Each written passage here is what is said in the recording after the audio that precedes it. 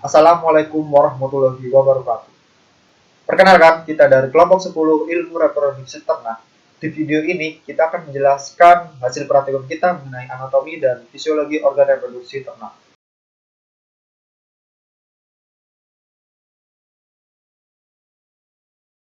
Assalamualaikum warahmatullahi wabarakatuh. Perkenalkan, nama saya Muhammad Raihan Iqbal. Di sini saya akan menjelaskan tentang latar belakang praktikum acara 1. Latar belakang praktikum acara 1 tentang anatomi dan fisiologi organ reproduksi ternak akan membahas mengenai susunan organ reproduksi jantan dan betina, ternak ruminansia dan unggas, serta mengetahui bentuk, letak, dan fungsi dari masing-masing organ tersebut.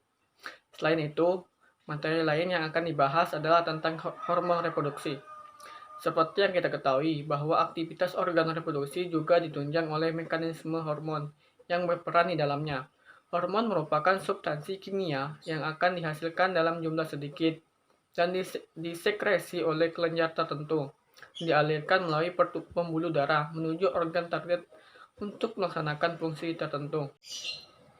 Adapun tujuan praktikum kali ini yaitu agar mengenal dan mengetahui bagian-bagian bentuk, letak, dan fungsi organ reproduksi ternak jantan dan betina. Selain itu, mengetahui perbedaan organ reproduksi beberapa komunitas ternak dan dapat memahami mekanisme hormon yang bekerja pada organ reproduksi ternak jantan dan betina. Manfaat yang diperoleh yaitu mampu mengetahui, memahami secara baik dan benar mengenai fungsi, bentuk, dan struktur organ reproduksi ternak beserta organ reproduksi yang bekerja. Materi dan metode. Materi yang digunakan dalam praktikum yaitu adalah organ reproduksi ternak jantan dan betina, ruminansia, dan unggas. Peralatan yang digunakan dalam praktikum adalah bagan hormonal. Metode yang digunakan pada praktikum anatomi dan fisiologi organ reproduksi ternak yaitu dilakukan secara visual melalui video. Video dibuat oleh individu dari kelompok berdasarkan masing-masing bagian organ reproduksinya. Video berisi tentang penjelasan terkait organ reproduksi ruminansia dan unggas, jantan, betina, dan siklus reproduksi ternak. Video yang telah dibuat lalu disatukan dan diunggah ke platform media sosial YouTube. Perkenalkan, nama saya Yolanda Vilorosi. Di sini saya akan menjelaskan tentang organ reproduksi ternak ruminansia jantan. Di sini saya akan menjelaskan tentang organ reproduksi ternak ruminansia jantan. Yang pertama ada testis. Testis dibagi menjadi dua bagian, yaitu testis kanan dan testis kiri. Testis adalah organ reproduksi primer pada ternak jantan, sebagaimana halnya ovarium pada ternak betina. Testis dikatakan sebagai organ primer karena berfungsi menghasilkan gamet jantan atau spermatozoa. Selain itu, berfungsi untuk mensekresikan hormon kelamin jantan yaitu testosteron. Pada testis juga terdapat sel Leydig atau yang bertugas memberikan respon FSH dengan mensintesa dan mensekresikan testosteron dalam pola yang tergantung pada dosis. Di antaranya, testis dan anus terdapat skrotum. Skrotum adalah kantung atau terdiri dari kulit dan otot yang membungkus testis yang berfungsi untuk menjaga suhu pada testis agar tetap optimal. Skrotum akan mengecil ketika suhu dingin dan normal ketika suhu tidak terlalu panas. Selanjutnya, saya akan menjelaskan bagian epididymis. Epididymis merupakan saluran yang memanjang yang bertaut rapat dengan testis. Bagian pada epididymis dibagi menjadi 3, yaitu kaput, korpus, dan kauda. Fungsi epididymis dibagi menjadi 5, yaitu maturasi, penyimpanan sementara, konsentrasi, transportasi, dan reabsorpsi. Fungsi epididymis sebagai transportasi yaitu dia akan menyalurkan sel sperma dari testis menuju vas deferens. Kemudian, untuk konsentrasi berarti dia akan melakukan penambahan konsentrasi spermatozoa melalui absorpsi air dari kaput hingga korpus. Kemudian, proses maturasi yaitu proses pematangan sel-sel sperma, penyimpanan sementara, dan reabsorpsi yang mana ketika sel sperma mati, dia akan diserap kembali. Selanjutnya ada phase difference. Phase difference merupakan saluran pada sistem reproduksi yang terentang dari ductus epididymis hingga uretra. Phase difference terletak di belakang kandung kemih. Phase difference juga berfungsi sebagai transportasi. Di dalam phase difference terdapat otot yang akan membantu jalannya proses transformasi epididymis menuju ampula dengan gerakan peristaltik. Selanjutnya ada ampula, atau biasa disebut dengan kelenjar aksesoris. Kelenjar aksesoris terdiri menjadi 3 organ. Yang pertama, vesicula seminalis, kemudian kelenjar prostat, dan kelenjar Cooper. Yang pertama yaitu vesicula seminalis. Kelenjar vesicula seminalis merupakan organ terpenting yang berada pada sistem reproduksi ternak jantan ruminansia yang termasuk di bagian kelenjar aksesoris, tempatnya di ampula. Vesicula seminalis memiliki bentuk berlokus yang berfungsi sebagai penghasil plasma untuk sperma yang kemudian disebut sebagai semen. Kedua, yaitu memberikan warna berupa putih kekuningan yang disebut dengan riboflavin. Yang ketiga, yaitu penghasil fruktosa yang akan menjadi sumber energi dan nutrisi bagi sperma. Yang kedua yaitu kelenjar prostat. Kelenjar prostat merupakan kelenjar tubuloalveolar yang berkembang dari epitel ureter pelvis. Kelenjar prostat pada sapi berjumlah sepasang dan berbentuk bulat. Kelenjar prostat berfungsi sebagai pemberi aroma pada sperma yang disebut spermin. Kedua yaitu kelenjar prostat. Kelenjar prostat merupakan kelenjar tubuloalveolar yang berkembang dari epitel uretra pelvis. Kelenjar prostat pada sapi berjumlah sepasang dan berbentuk bulat. Kelenjar prostat berfungsi sebagai pemberi aroma pada sperma yang disebut spermin. Yang ketiga yaitu kelenjar Cooper. Kelenjar Cooper merupakan sepasang kelenjar yang berbentuk bulat dan berdinding tebal. Kelenjar Cooper terletak di belakang samping atau posterior lateral atau bagian uretra yang bermembran di dasar penis. Fungsi dari kelenjar Cooper yaitu menghasilkan suatu cairan yang berupa buffer yang dapat membersihkan saluran reproduksi ternak jantan. Kemudian yaitu saluran reproduksi. Saluran reproduksi merupakan saluran yang terletak di kandung kemih dan penis. Saluran reproduksi ini memiliki fungsi sebagai saluran pengeluaran urin dan sperma. Flexura sigmoid adalah rangsangan ereksi pada ternak sapi jantan yang menyebabkan penis keluar lurus ke flexura sigmoid dengan tidak diikuti oleh keluarnya sperma. Ovarium ini berada di rongga perut ya, sebelum ovidak. Nah, di sini ada ovidak. Dia berada di rongga perut sebelum ovidak. Nah, ini gambaran lebih dekatnya lagi. Nah, jadi ovarium itu ada di sebelah kiri dan di sebelah kanan. Nah, untuk lebih dekatnya lagi, lebih detailnya lagi bisa dilihat di sinilah bagian ovarium. Bentuknya bulat ya, seperti oval juga. Nah, ovarium ini memiliki fungsi yang sangat penting di dalam sistem reproduksi ternak betina ya, di mana dia memproduksi jantan yang berfungsi sebagai pendeposisian semen ke dalam saluran reproduksi betina. Fungsi penis sendiri yaitu sebagai organ kopulasi ternak jantan, yang mana penis sebagai saluran pendeposisian sperma yang telah dihasilkan oleh testis. Disebut dengan estrogen dan progesteron. Dalam artian ovarium mempengaruhi kinerja dari sistem reproduksi ternak betina. Oke, setelah dari ovarium kita melanjutkan perjalanan reproduksi ternak betina ke organ selanjutnya, yaitu ada oviduct. Nah, oviduct ini dia menyambungkan ovarium dengan tanduk uterus. Nah, dia berada setelah ovarium dan sebelum uterus, berarti ya. Nah, bisa dilihat di sini ya, gambaran dari oviduct. Oke, ini di sini ada ovarium ya, kiri dan kanan. Nah, setelahnya itu ada oviduct. Nah, di bagian sini oviduct. Untuk jelasnya lagi, kita bisa melihat gambar selanjutnya. Nah, di sini bagian oviduct. Nah, jadi ini ovarium, setelahnya ada oviduct dan lanjutannya baru uterus. Untuk oviduct sendiri, ya, oviduct itu terdiri dari beberapa bagian. Dia tersusun dari struktur saluran ya. Bagian-bagian tersebut adalah yang pertama itu ada infundibulum. Nah, infundibulum, setelahnya ada ampula, kemudian ada isthmus.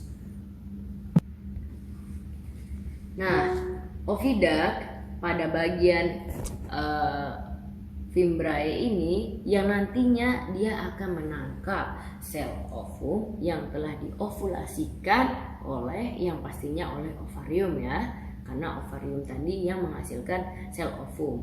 Nah, nantinya fimbriae ini yang akan menangkap sel telur itu ya. Kemudian nanti akan terjadi fertilisasi. Nah, fertilisasi nantinya akan berlangsung ya, proses dari morula, blastula dan graskula.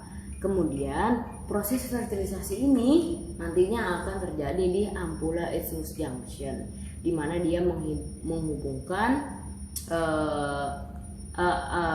menghubungkan dengan isthmus ya, bagian isthmus, yaitu bagian yang paling sempit daripada bagian oviduct. Pada saat proses morula, blastula dan graskula nantinya akan menempel di uterus, yaitu organ selanjutnya ya setelah oviduct ya, bisa dilihat di sini. Oke. Setelah organ oviduct ya atau oviduct, kemudian itu ada uterus. Nah, uterus itu di bagian sini. Nah, untuk gambar lebih jelasnya, uterus itu seperti ini ya. Nah, oke, uterus di bagian sini. Nah, kalau dipisah dari ovarium dan oviduct, bentuknya seperti ini ya uterus ya. Oke, bentuknya seperti ini uterus. Nah, uterus itu ya, terdiri dari beberapa bagian. Nah, dia ada 3 bagian. Nah, yang pertama itu ada corpus uteri atau badannya uterus. Kemudian dilanjutkan dengan conus uteri atau tanduk uterus. Dan ini adalah bagian ujungnya atau leher uterus, cervix. Nah, ya mohon maaf ya, posisi saya tadi mengganggu. Oke, dilanjutkan pada uterus ya. Uterus berada tadi setelah daripada oviduct ya, dia berada di sini. Nah, jika dipisahkan ovarium dan oviduct, bentuk dari uterus itu seperti ini ya. Oke. Nah, uterus ini dia terdiri dari 3 lapisan, yaitu endometrium, kemudian ada meometrium dan perimetrium. Untuk endometrium sendiri yaitu merupakan struktur dari granular. Nah, yang terdiri dari lapisan epitel, lapisan granular, dan jaringan ikat. Nah, dilanjutkan kepada meometrium. Nah, untuk meometrium ini, dia merupakan bagian dari muscular dinding uterus. Nah, yang terdiri dari pertama ada lapisan otot polos, kemudian otot sirkuler, dan otot longitudinal yang tipis. Nah, oke, untuk organ uterus ini fungsinya sangat penting bagi perkembangan dari fetus, yaitu uterus ini yang nantinya akan mengimplantasi zigot yang telah berkembang menjadi embrio dari tuba Fallopi. Nah, uterus ini juga diperlukan karena dia yang akan menjadi organ pemberi makanan dan juga perlindungan bagi fetus. Oke, uterus ini organ yang digantung oleh ligamentum, yaitu mesometrium. Kita lanjutkan ya pembahasan tentang reproduksi ini. Setelah daripada organ uterus, nah ada organ serviks. Jadi serviks ini berada setelah daripada organ uterus. Nah ini gambaran lebih jelasnya ya. Oke. Nah serviks ini merupakan organ yang sangat-sangat penting, yaitu dia menjadi pintu masuknya ya sperma ke dalam uterus. Nah, dan juga serviks ini sebagai penyeleksi sperma yang akan masuk ke dalam organ reproduksi ternak betina. Nah, organ serviks ini dia dapat terbuka dan tertutup sesuai dengan siklus birahi yang nantinya dia akan menutup lumen uterus agar dapat mencegah masuknya endometritis yang merupakan penyebab utama kegagalan reproduksi pada sang induk. Dengan cara nantinya dia akan mensekresikan mukosa kemudian melewati vulva. Selain daripada itu, serviks juga dapat membantu saat proses kemuntingan dengan mampu menutup dengan ketat satu sumbatan dari lender. Oke, bisa kita lihat lebih jelasnya serviks ini ya. Nah, dia terlihat timbul ya. Oke, jika kita melakukan perabaan juga, serviks ini terasa seperti ada cincin-cincinnya gitu di bagian permukaannya. Jadi dia tidak rata seperti itu. Kemudian kita melanjutkan pembahasan ke organ selanjutnya setelah serviks, yaitu ada vagina. Ya, di sini bagian vagina lebih dekatnya bisa kita lihat di sini ya. Nah, di sinilah bagian vagina. Oke, gini bentuknya ya.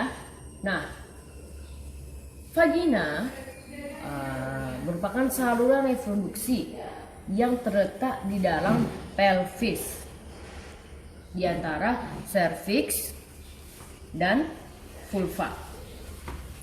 Disinilah vagina. Oke. Nah, vagina merupakan organ kelamin betina dengan struktur selubung muskular yang terletak di dalam rongga pelvis dorsal dari vesikel urinaria dan fungsinya sebagai alat kopulatoris dan juga sebagai tempat berlalunya fetus sewaktu partus. Nah, jadi fetus nantinya akan melewati vagina pada masa partus ya.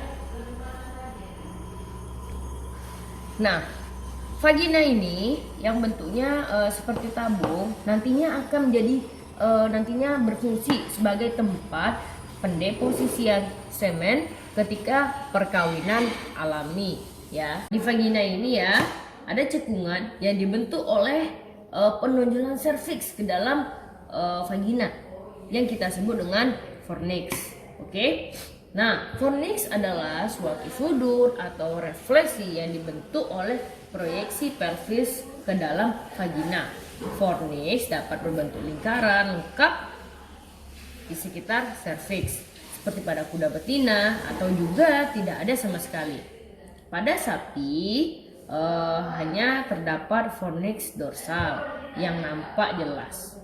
Oke, kita mengingatkan bahwasanya vagina nanti juga menjadi jalan lewatnya bayi pada saat atau fetus pada saat proses kelahiran. Dilanjutkan kepada vulva ya. Nah, vulva ini organ setelah daripada vagina. Nah, jadi merupakan bagian keluar ya. Kita bisa lihat sini ya. Nah, ini vulva. Fungsi dari vulva ini dia menjadi alat kopulasi ternak betina. 3. Vulva yang menjadi bagian terakhir dari sistem reproduksi ruminansia, nah dia juga memiliki fungsi sebagai tempat masuknya sperma. Vulva merupakan organ genitalia eksternal, terdiri dari vestibulum dan labia. Vulva ini dapat dijadikan sebagai tanda untuk mengetahui sang betina itu sedang birahi atau tidak. Nah, ciri-cirinya itu vulva mengeluarkan lendir bening yang menempel pada bagian vulva. Kemudian di daerah sekitar vulva itu menjadi kemerahan, hangat dan juga bengkak. Sekian, terima kasih, semoga bermanfaat mengenai info anatomi reproduksi ternak ruminansia betina. Terima kasih atas waktunya. Oke, assalamualaikum warahmatullahi wabarakatuh. Perkenalkan, nama saya Weli Gabelam Tiur Lumban Gaul, NIM 230110119120045. Di sini saya akan menjelaskan bagaimana sistem reproduksi unggas jantan. Organ reproduksi unggas jantan terdiri dari 4 bagian utama. Yang pertama testis, kedua epididymis, ketiga vestiverans, yang keempat papilla. Yang pertama, testis. Testis adalah organ reproduksi terpenting unggas jantan karena memiliki 2 fungsi, yaitu sebagai penghasil sperma atau spermatogenesis dan hormon. Testis berbentuk seperti buah buncis dengan warna pucat kekuningan, namun pada gambar tidak jelas ditampilkan karena berwarna hitam putih. Testis terdiri dari satu pasang sebelah kiri dan kanan yang terletak di dalam rongga badan dekat tulang belakang atau di belakang paru-paru dan bagian depan dari ginjal. Bagian dalam dari testis terdiri atas tubular seminiferus dan jaringan interstitial. Tubular seminiferus terdiri dari 80-90% dari volume testis yang merupakan tempat terjadinya spermatogenesis. Dan jaringan interstitial terdiri atas makrofag, fibrolas, mastosit, sel mesenkim, serta sel glanduler atau sel Leydig, yang dimana tempat disekresikannya hormon steroid, androgen, dan testosteron. Yang kedua ada organ epididymis. Epididymis adalah saluran yang melekat pada testis. Saluran yang melekat pada testis yang berfungsi sebagai jalannya cairan sperma ke arah kaudal menuju cauda epididymis. Epididymis memiliki 5 fungsi. Yang pertama, masturasi atau pematangan sel sementara. Yang kedua, penyimpanan. Yang ketiga, konsentrasi. Yang keempat, transportasi. Yang kelima, reabsorpsi. Yang ketiga, terdapat organ vas deferens. Vas deferens adalah saluran yang diawali epididymis hingga organ papilla. Fungsinya sebagai tempat alat transportasi atau mengangkut sperma dari epididymis menuju kantung sperma atau organ kopulasi. Yang keempat, terdapat papilla atau alat kopulasi pada unggas yang terletak pada dorsal kloaka. Papilla ini memproduksi cairan transparan yang bercampur dengan sperma saat terjadinya kopulasi. Organ kopulasi pada unggas jantan setelah dewasa akan terlihat seperti tonjolan berwarna putih di kloaka. Papilla ini merupakan rudimenter dari organ kopulasi yang berfungsi sebagai alat pengeluaran sperma. Fungsi dari organ kopulasi atau papilla ini sendiri untuk mengeluarkan sperma ke organ reproduksi betina. Organ kopulasi unggas sangat sederhana jika dibandingkan dengan ruminansia, di mana pada unggas alat kopulasinya bernama papilla atau penis yang tidak berkembang, sedangkan pada ruminansia organ kopulasinya penis yang dilengkapi dengan preputium. Perkenalkan, saya Bakiatus Saliha. Di sini saya akan menjelaskan tentang organ reproduksi dari unggas betina. Organ reproduksi dari unggas betina terdiri dari yang pertama yaitu ovarium. Ovarium terletak pada daerah kranial ginjal di antara rongga dada dan rongga perut pada garis punggung. Ovarium memiliki fungsi sebagai penghasil ovum dan hormon yang ada pada unggas betina. Ovarium memiliki dua lokus yang mengandung banyak folikel. Ovarium merupakan tempat sintesis hormon steroid seksual, gametosis, dan perkembangan serta pemasakan kuning telur atau folikel setelah unggas dewasa. Ovarium kaya akan kuning telur atau yang biasa disebut dengan yolk. Yolk merupakan tempat disimpannya sel benih atau diskus germinalis yang posisinya pada permukaan dipertahankan oleh latebra. Ovarium merupakan organ reproduksi primer yang menghasilkan ovum atau sel telur yang akan dibuahi oleh spermatozoa. Organ reproduksi yang kedua yaitu ovidak. Ovidak merupakan saluran yang menghubungkan ovarium dengan uterus. Ovidak terdiri dari 3 bagian, yaitu yang pertama, infundibulum, yang kedua, magnum, dan yang ketiga, isthmus. Ovidak mempunyai struktur yang sangat kompleks, dan di dalam ovidak terdapat cairan yang berfungsi sebagai penyedia nutrisi untuk spermatozoa. Ovidak berfungsi sebagai tempat penerima kuning telur masak, sekresi putih telur, dan pembentukan kerabang telur. Ovidak unggas tidak dapat membedakan antara ovum dengan benda-benda asing yang masuk, sehingga akan tetap berfungsi sesuai dengan fungsinya. Bagian pertama dari ovidak adalah infundibulum. Infundibulum terletak di bagian paling atas dari ovidak. Infundibulum berbentuk corong atau fimbria dengan panjang kurang lebih 9 cm dan biasa disebut dengan lubang ostium abdominal, di mana lubang ini berfungsi sebagai tempat penerima telur yang telah diovulasikan. Proses yang terjadi di dalam infundibulum berlangsung selama 15-30 menit. Infundibulum memiliki dinding tipis yang sempit dan mempunyai kelenjar yang digunakan untuk sekresi protein. Pada leher infundibulum merupakan bagian dari calciferous yang berfungsi sebagai tempat penyimpanan sperma. Infundibulum berfungsi sebagai tempat penangkapan ovum yang telah dilepas oleh ovarium. Selain sebagai tempat terjadinya ovulasi, infundibulum juga berfungsi sebagai tempat terjadinya fertilisasi. Fertilisasi terjadi di perbatasan antara infundibulum dengan magnum, yang disebut sebagai spermatozoa. Nah, bagian kedua dari ovidak adalah magnum. Magnum merupakan bagian dari ovidak yang terletak setelah infundibulum. Magnum merupakan saluran ovidak yang paling panjang, dengan panjang sekitar 33 cm. Perbatasan antara magnum dengan infundibulum tidak dapat terlihat. Di dalam magnum memiliki banyak kelenjar dengan tipe tubular dan uniseluler. Magnum berfungsi sebagai tempat sekresi albumen, di mana dihasilkannya sel putih telur. Perkembangan di dalam magnum terjadi sekitar 3 jam.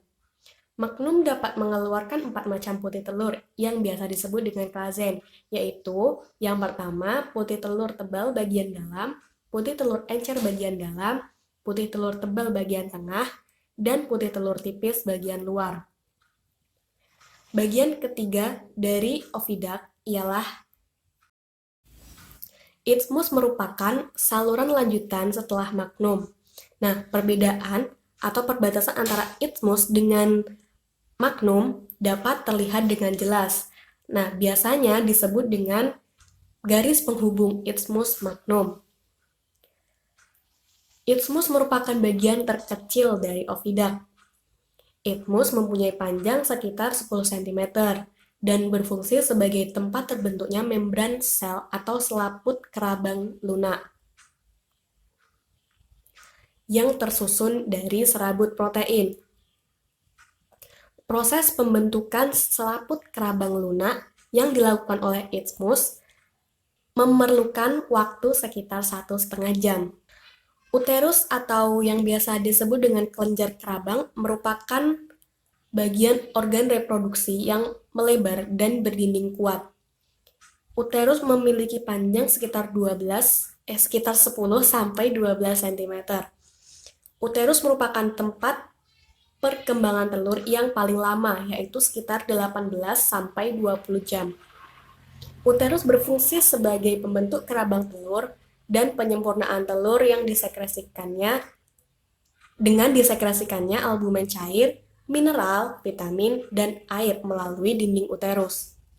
Organ reproduksi selanjutnya adalah vagina. Vagina juga berfungsi sebagai tempat penyimpanan telur sementara hingga tiba saatnya dikeluarkan dari tubuh, tempat pembentukan kutikula, dan sebagai alat kopulasi dari ternak unggas betina. Bagian yang terakhir dari sistem organ reproduksi dari unggas betina adalah kloaka. Kloaka berfungsi sebagai tempat keluarnya telur pada unggas betina. Sekian yang dapat saya jelaskan. Selanjutnya dapat dijelaskan oleh teman saya. Assalamualaikum warahmatullahi wabarakatuh. Perkenalkan, nama saya Aan Lukman Hakim. Saya akan melanjutkan pembahasan sebelumnya yang telah dijelaskan oleh teman saya. Saya akan menjelaskan hormon-hormon yang berperan dalam reproduksi ternak ruminansia. Ini adalah bagian mengenai sistem dari hormon pada reproduksi ternak ruminansia jantan. Pertama, sebelum ke hipotalamus, ternak jantan akan menerima sebuah rangsangan, baik berupa pendengaran, penciuman, perabaan, dan juga berupa penglihatan. Rangsangan tersebut akan diterima oleh hipotalamus yang kemudian mensekresikan gonadotropin releasing hormone atau disingkat dengan GnRH. GnRH ini merupakan senyawa kimia yang diproduksi oleh hipotalamus, ditransportasikan ke pembuluh darah dan dialirkan menuju ke hipofisa untuk mensekresikan LH dan FSH. Hormon LH adalah senyawa kimia diproduksi hipofisis menuju testis bagian sel Leydig memproduksi hormon testosteron. LH akan merangsang sintesis steroid seks androgenik baik pada testis dan produksi hormon testosteron. Testosteron di sini adalah senyawa kimia yang diproduksi dalam jumlah sedikit oleh sel Leydig yang ditransportasikan menuju testis bagian tubulus seminiferus dan sel Sertoli untuk memproduksi nutrisi dan dibagikan menuju ke matriks tulang untuk mempercepat estroblast, menuju ke otot untuk memperbesar massa otot, menuju ke organ seks sekunder, menuju kelenjar adrenalin, munculnya libido pada ternak. Testosteron memiliki fungsi utama untuk memproduksi nutrisi dan spermatozoa. Kemudian, FSH akan menstimulus sel-sel toil dan tubulus seminiferus. Sel-sel toil akan menghasilkan nutrisi untuk sperma pada saat proses spermatogenesis berlangsung. Kemudian, pada tubulus seminiferus akan terjadi proses dinamakan spermatogenesis atau proses produksi sperma. Berikutnya adalah hormon reproduksi ternak ruminansia betina. Pertama, ternak akan menerima sebuah rangsangan, baik berupa pendengaran, penciuman, perabaan, dan juga berupa penglihatan. Rangsangan tersebut akan diterima oleh hipotalamus yang kemudian mensekresikan gonadotropin releasing hormone atau bisa disebut juga sebagai GnRH. Kemudian akan menuju ke hipofisa. Pada hipofisa terbagi menjadi dua, yaitu adenohipofisa dan neurohipofisa. Jika rangsangan tersebut berupa birahi, maka hipofisa akan menyalurkannya ke adenoma hipofisa. Pada adenoma hipofisa akan mensekresikan beberapa hormon, yaitu FSH, LH, dan LTH. Hormon FSH ini berfungsi untuk merangsang pertumbuhan folikel. Folikel terbagi menjadi 4, yaitu folikel primer, sekunder, tersier, dan folikel de Graaff. Pada folikel de Graaff, di dalamnya terdapat sel TK interna yang dapat memproduksi hormon estrogen sehingga membuat ternak menjadi birahi. Ketika ternak betina mengalami birahi, lalu dikawinkan dengan jantan, akan terjadi ovulasi. maka pada ovarium akan terjadi penekanan yang dilakukan oleh hormon LH yang disekresikan oleh hipofisa, bersama didorong oleh hormon estrogen. Hormon estrogen akan menekan ovarium dari dalam, sedangkan hormon LH akan menekan ovarium dari luar, sehingga ovarium pun terjadi dan ternak akan menjadi bunting. Folikel yang ditinggal oleh ovum ini disebut dengan corpus luteum yang menghasilkan hormon progesteron yang akan menjaga kebuntingan ternak. Misalkan hormon ternak tidak mengalami kebuntingan, maka corpus luteum ini akan mengalami lisis yang diakibatkan hormon progestelandin yang dihasilkan oleh endometrium. Assalamualaikum warahmatullahi wabarakatuh. Perkenalkan, nama saya Galisma Ramadhani dari kelompok 10 Ilmu Reproduksi Ternak kelas C. Di sini saya akan menjelaskan tentang kinerja hormon pada ternak unggas. Baik, di sini ada hormon reproduksi pada unggas jantan. Yang pertama, unggas jantan akan menerima rangsangan baik dari dalam maupun dari luar yang akan dikirimkan ke hipotalamus. Dari hipotalamus akan mensekresikan hormon GnRH. Kemudian hormon GnRH akan dikirimkan ke hipofisa. Dari hipofisa, hormon GnRH akan dikirimkan ke adenohipofisa. Dari adenohipofisa akan disekresikan dua hormon, yaitu FSH dan LH, atau yang lebih dikenal dengan ICSH pada unggas jantan. FSH akan menstimulus sel Sertoli dan tubulus seminiferus. Pada sel Sertoli akan berfungsi memberikan nutrisi pada sperma. Kemudian, tubulus seminiferus sebagai tempat pembuatan spermatogenesis.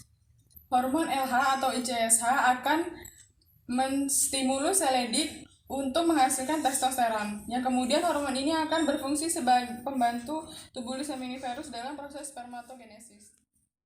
Ada hormon reproduksi pada unggas betina. Unggas betina akan menerima rangsangan dari dalam maupun luar yang kemudian akan dikirimkan ke hipotalamus untuk mensekresikan hormon GnRH. Hormon GnRH masing-masing akan dikirimkan ke adenohipofisa dan neurohipofisa. Di adenohipofisa akan mensekresikan 3 hormon, yaitu FSH, LTH, dan LH. FSH akan menstimulus ovarium untuk menghasilkan hormon estrogen dan progesteron. Hormon estrogen sendiri berfungsi sebagai kematangan folikel, sedangkan progesteron berfungsi untuk menjaga saluran telur agar berfungsi dengan normal.